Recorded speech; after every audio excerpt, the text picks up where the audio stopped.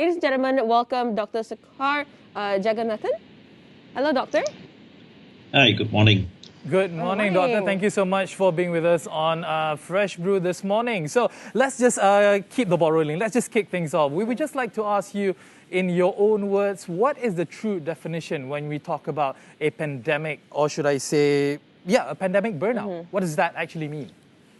Well, I think the word pandemic itself is the cause of why you have a burnout. But the problem of the burnout is because when we started the pandemic, everybody were asked to stay indoors and stay away from a lot of things, and you practically stayed at home. And when you stayed at home, you had a lot of limited activities. You keep doing the same thing day in and out, in and out, in and out. I think in the beginning, it was okay. But for a while, then it got monotonous. The burnout came when you realize it's not going to end. When you realize it's not going to end, then you get stressed mentally. When you get stressed mentally, it affects everything. Your physical, your body. I mean, your body, your mind, your motivation, inspiration, everything. Because you're just frustrated, and that frustration builds up. And you're with family, and there is a lot of reasons for this frustration to be built up as well.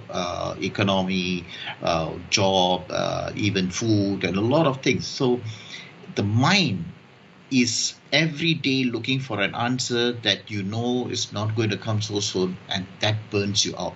So that's what I refer as pandemic burnout. Right.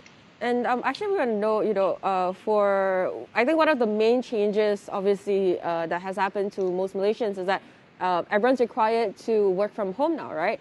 And we can see that even myself, meetings are starting to take after the usual 6 p.m., after the usual office hours ends, right? So you have sometimes some certain employees going out for meetings even 10 p.m. We have so many cases on social media as well right now that employees are complaining about their bosses with the demands that they have, saying that, hey, you're working from home. It doesn't matter if you're sick. It doesn't matter how you're feeling right now. You are from home. You're able to work. So how has that impact the spirit to come to work when you no longer can dissociate your home life and your work life? Well, I think that's a very good thing. A lot of people, there are two things that's happening. When you are at home and working from home, a lot of people feel that it's a freedom from going into office. Yeah, that's true. You have more time to sleep. That's one of the benefits. However, what they do is they go to work, they sit at home in their home clothes. Psychologically, they're still at home. So their mind is not set in the work environment. So the motivation to work is not there. That's one part. Second part is everybody knows that you're supposed to be at home, including your bosses. So what they do is you don't have anything else to do except stay at home. So you can take an extra call. You can do some extra work. So you will realize that some of them are actually doing more work while they're at home when they're in the office. So this is stressing them out because they do not know when to switch off from work. So one of the things that I told people to do is, even though you're working from home, dress up to go to work. Sit in the computer or wherever, dressed up as though you're going to work. So psychologically, you know that you are doing work. After 5:30, change back to your home clothes. So you're detaching from your mind also from work. That will help a bit. But unfortunately, bosses are something that you cannot manage. They will expect you to do more. Productivity during office hours is fine, but after office hours is something that you need to sort of manage the expectation with your bosses. Yeah, I mean, like looking back and when we actually started, I mean, not we, obviously, when the pandemic started to hit Malaysia specifically, people were very creative. They tried to fill up their time with a lot of creative stuff, like doing their dalgona coffee, for instance, or TikTok and having, ample time to spend with their children and, a lot more. People were being very much independent and wanting to try a lot of things. It's just that it has been so long since then. And I think people are just running out of ideas. That definitely can hit you physically and mentally as well, doesn't it? Exactly. So that's why I said they keep doing the same thing again and then again. After for a while, it becomes so monotonous. The problem of burnout is there's no end.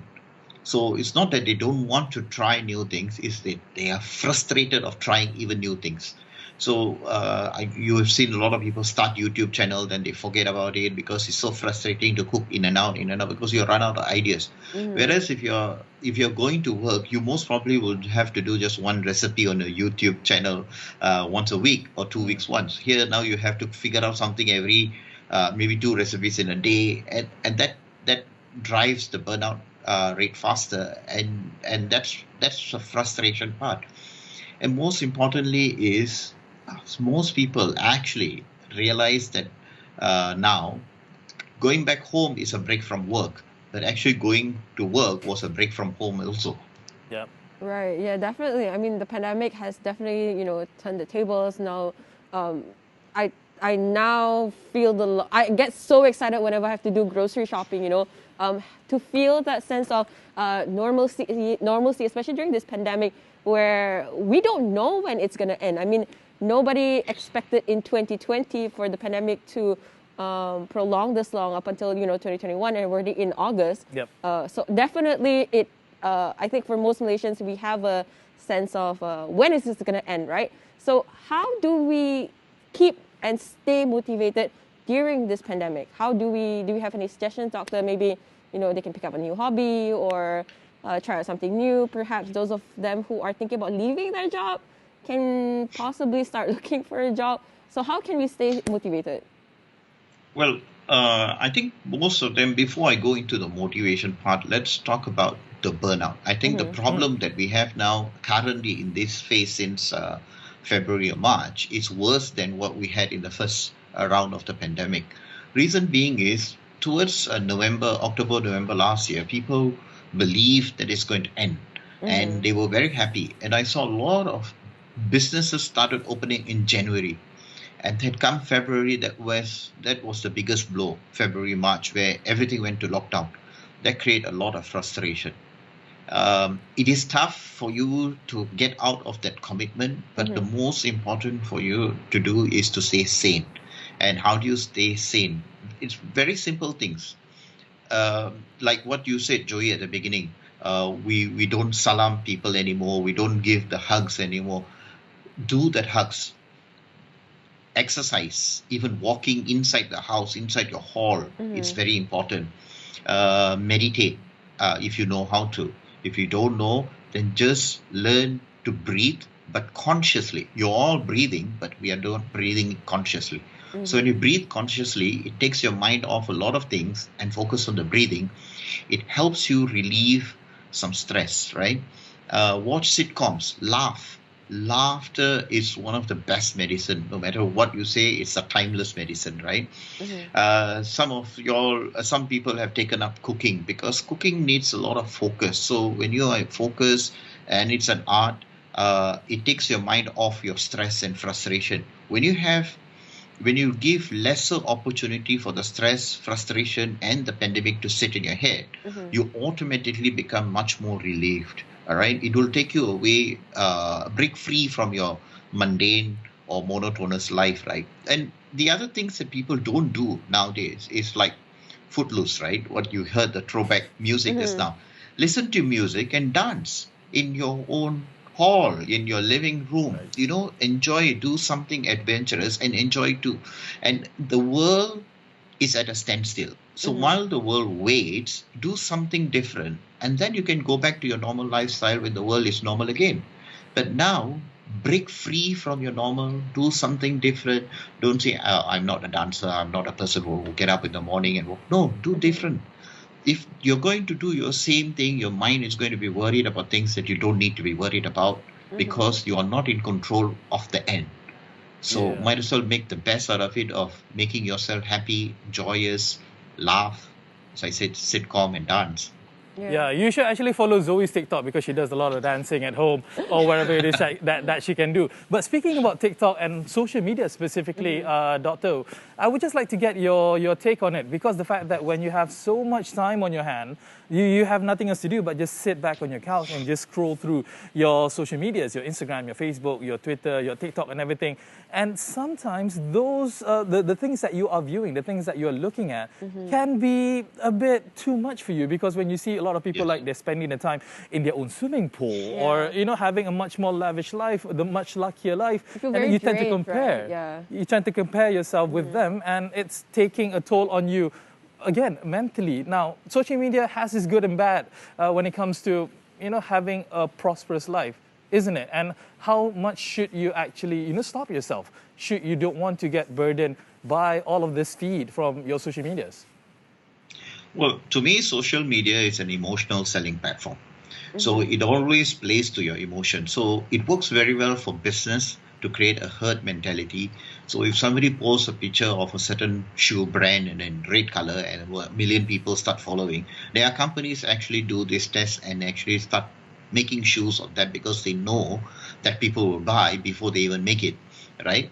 So, and this is what the social media does, right? Emotion. It plays with your emotion.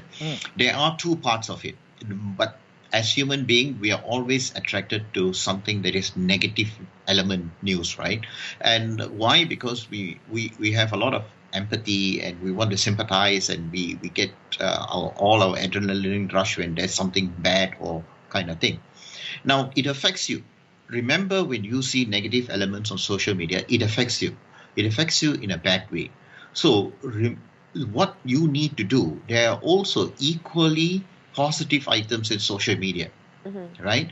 So I would suggest that you unfollow and switch off all those feeds that give you negative impact and switch on to those that give you positive impact. So because it is helping you grow, it is helping you neutralize the negative thoughts with the positive inspirational quotes, motivational talk, even some comedy, some fun, or Joey's TikTok dance, or you know, all those things, right? This is what you need to do because social media has an impact on you.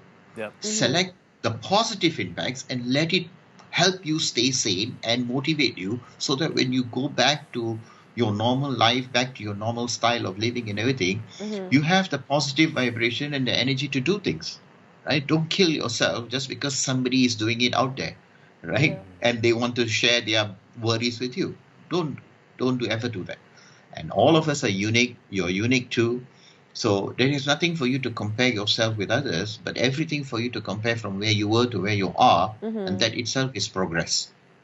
No, Hold on to that progress. Yeah, I totally agree with what you say. Whatever we consume will become of us, right? Yep.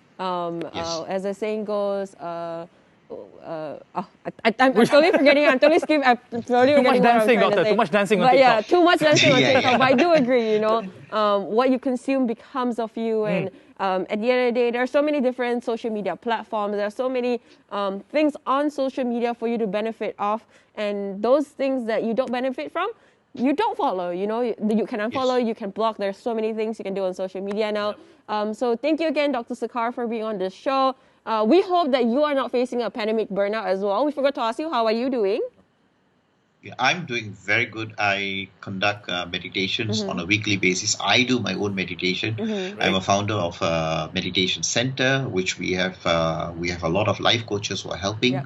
We have increased the number of meditation to about 10 sessions a week, and we even help people a life coaching line for people to call and talk about their problems. And our life coaches actually give something like befrienders and all those things. We also help them. And surprisingly, we had more calls about food rather than anything else. So this is the link. If you can snapshot that, and please, we are more than willing to talk to y'all. All we want to do is just listen. And one of the most important thing that I want to tell people who are going through this burnout or stress or depression, you're not alone. There's a lot of people similar to you, but you don't have to be lonely during this time. Speak. Once you speak, it releases you of tremendous amount of emotional trauma the minute you speak. All right. Thank you so much, Dr. Sekar, for sharing with us your point of view about managing pandemic burnout. Stay safe and stay zen, Doctor. Thank you so much. You too. Thank you very much.